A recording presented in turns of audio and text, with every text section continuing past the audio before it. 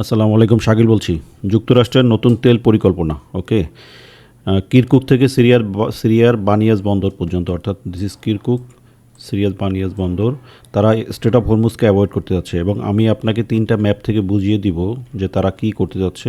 So ভিডিওটা শেষ পর্যন্ত দেখুন।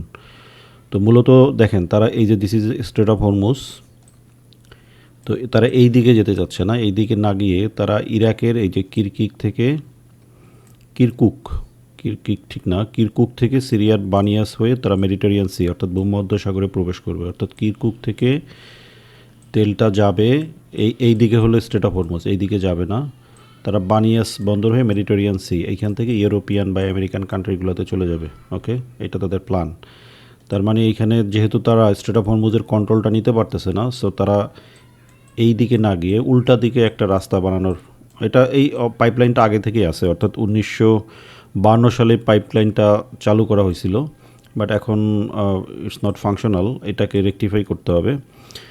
তো এটা হবে 500 মাইল।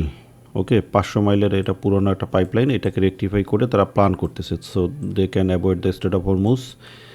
এটাও একটা স্ট্র্যাটেজিক পরাজয়, কারণ তারা strait of Hormuz, America strait of হরমুজকে দখলে নিতে পারতেছে না বা কন্ট্রোল করতে পারতেছে না। এইখানেও দেখতে পারেন this is straight of Hormuz. তো তারা এই যে কিরকুক থেকে সিরিয়ার বানিয়াস বন্দর হয়ে মেডিটেরিয়ান সি ভূমধ্যসাগর হয়ে এইদিকে ইউরোপিয়ান কান্ট্রিগুলো বা ধরেন আমেরিকা। ওকে, সো তারা এই দিকে না গিয়ে এই দিকে যাবে, উল্টা দিকে যাবে।